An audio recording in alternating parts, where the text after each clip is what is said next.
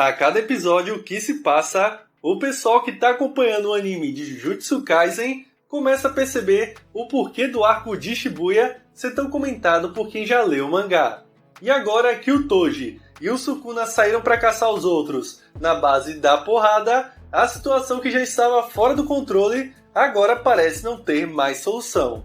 Mas antes da gente conferir tudo o que aconteceu nesse episódio, gostaria mais uma vez de parabenizar os animadores pelo seu esforço e sua dedicação em entregar uma animação sempre de alta qualidade e que tá deixando a gente maluco, pelo menos no bom sentido. E vale lembrar também, como de costume, para você se inscrever no canal se ainda não for inscrito e, se possível, já manda o seu dedo do Sukuna no like, que ajuda demais. Agora, cheio de ficar tomando sol na praia do Dagon, e bora pro vídeo! Falando em praia, nós já começamos esse episódio com os nossos feiticeiros tentando escapar da expansão de domínio do Homem-Polvo. Para isso, eles tentam correr até o Megumi, porque o jovem feiticeiro fez uma pequena abertura para que eles pudessem escapar daquele local que só dava vantagens para o próprio Dagon. Mas o que eles não esperavam é que daquela abertura surgiu o Toji Fushiguro, o homem que, quando era mais jovem, caçou o Satoru Gojo e nesse momento estava com sua sanidade mental um pouco desequilibrada. E agora que ele entrou, ninguém mais sai. Quando os feiticeiros colocam os olhos naquele cara, eles não conseguem reconhecê-lo. E como ele vai até a Maki e pega a ferramenta amaldiçoada dela para depois partir rumo ao Dagon, eles decidem assistir a pancadaria rolar solta lá pro lado da maldição, porque para eles era conveniente. Eles estavam tomando uma surra e agora aquela maldição era quem iria apanhar. Mas depois o Naobito chega a reconhecer o Toji, porque os dois tiveram um momento juntos, quando o Naobito ainda não era um velho da pinga, ele era apenas o adulto da pinga. E vale dizer também que nós tivemos uma breve explicação do que estava acontecendo com o Toji reencarnado. Bom, como ele foi invocado através da técnica da velha Ogami no corpo do seu neto, ele deveria voltar de onde ele veio no instante em que sua energia amaldiçoada acabasse. Porém, temos um problema. O Toji não possui um pingo sequer de energia amaldiçoada. Ou seja, ele vai durar aí por um bom tempo até que seja derrotado. Só que como nosso Homem-Polvo não sabia quem era o Toji, e dando aquela olhadela não conseguiu sentir energia sendo emanada dele, decide atacá-lo quase que de imediato com seu peixão para tirá-lo de jogo. E aí, como vocês devem imaginar, que o Toji já reage metendo aquela tacada, aquela muquetada na cara do peixe, tão forte que foi capaz de dividir o mar ao meio, deixando o caminho livre para ele ter aquela conversa franca com o Dagon.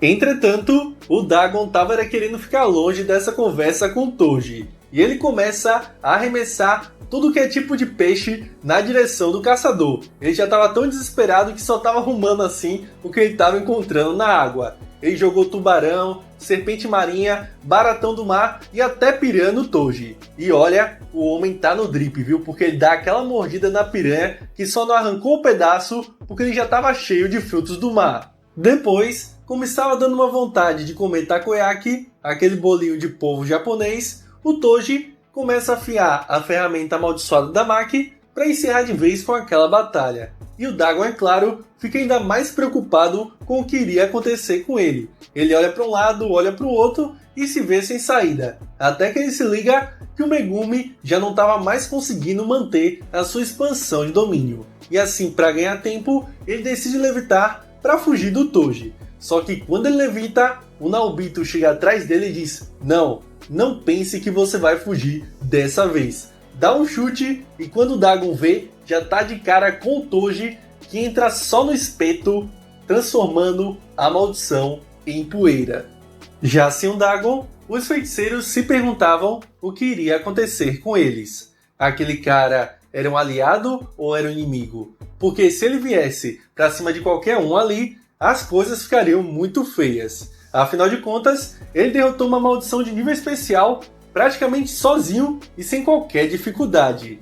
E o temor dos feiticeiros se concretiza quando Megumi é pego pelo Toji em uma velocidade tão rápida que nem ele percebe que foi arremessado da janela. Quando ele notou, já estava fora do complexo onde estava antes com os outros feiticeiros. E assim, ele fica cara a cara com o homem que ele não sabe que é o seu pai e os dois vão cair na porrada. Por outro lado, os outros feiticeiros que ficaram no local acabaram em uma situação até pior do que a do próprio Megumi. Porque quando eles viram para trás, aparece o jogo pé da vida porque ele tinha visto o Dagon ser exorcizado. Só que como ele não viu o Toji, ele deduz que quem fez isso foram os feiticeiros. E por consequência, ele vai de um em um, querendo eliminá-los de uma só vez.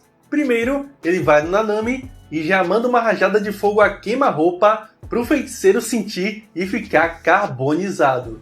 Depois, ele vai na Maki, só que como ela não tem muita energia, ele dá um ataque mais fraco para não deixar ela ficar de pé. E por último, ele vai no Naobito, mas como o velho ainda é rápido, consegue escapar e chegar nas costas da maldição. Mas como ele tinha perdido o braço, não conseguia mais se movimentar como antes, e acaba sendo atingido por 2 vulcões que o jogo tinha colocado nas pilastras do local.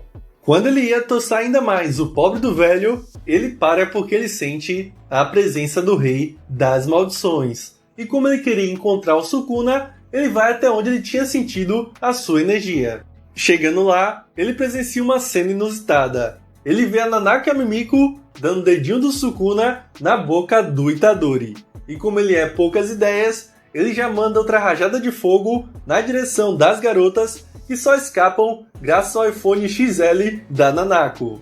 Já sozinho com o Itadori, o jogo decide dar de vez 10 dedos do Sukuna ao jovem. Pois segundo o falso Geto, se ele desse uma boa quantidade de dedos pro Itadori de uma só vez, ele perderia o controle por um certo tempo pro Rei das Maldições. E é exatamente isso que ele faz. Até que retornam a Nanako e a Mimiko para assistir de camarote o despertar do homem.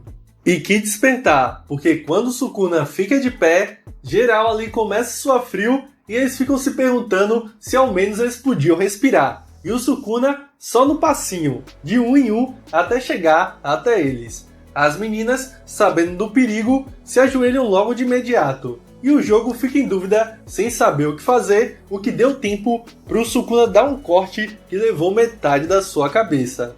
Mas agora, focando um pouco mais no lado das meninas, elas queriam fazer um acordo com o Sukuna, onde ele teria que derrotar o feiticeiro cérebro que assumiu o controle do corpo do Geto, em troca da localização de mais um dedo. E ouvindo aquela proposta deveras interessante, o Sukuna pede para as duas garotas se levantarem. Mas o homem é podre, viu? Quando a Mimiko levanta, ela já não via mais nada, e a Nanako, entrando em pânico por causa da situação da sua irmã, já puxa o iPhone para tentar atacar o Sukuna. Só que o Sukuna só usa Samsung e faz da Nanako o puro sushi. Por sinal, esse episódio foi uma verdadeira aula de culinária. A gente teve sushi, takoyaki e o pessoal ficando bem passado. Por último, o Sukuna vira pro jogo e pergunta se ele também tinha alguma proposta deveras interessante. E o jogo, que não é besta, vendo o que tinha acontecido com as duas garotas, diz: eu proposta pra você? Jamais! Eu ainda não tô maluco não. O máximo que eu posso fazer é lhe dar um conselho para você pegar algum amigo do Itadori e usar esse amigo para forçar o jovem a lhe dar 100% do controle do seu corpo. E o Sukuna fala que aquilo é até uma boa ideia, porém ele tinha os seus próprios planos. Só que como o homem gosta de brincar um pouquinho, é ele quem faz a proposta para o jogo. Ele diz para a maldição que se ele acertar um único soco nele, ele vai fazer o que o time das maldições quiserem. E é assim que termina o episódio. Pobre jogo. Na primeira temporada, ele teve que sair na mão com o Gojo. E agora, dessa vez, com o Sukuna. O cara só pega o oponente pancada. Mas e vocês? Acham que o jogo vai acertar esse único golpe no Sukuna? Me digam aqui nos comentários. Enquanto não chega o próximo episódio, a gente fica na expectativa para saber se o jogo vale mesmo de 7 a 8 dedos do Sukuna. Essa luta aí promete. Bora ver no que vai dar. Então, por enquanto é isso, pessoal. Agradeço o apoio de todos.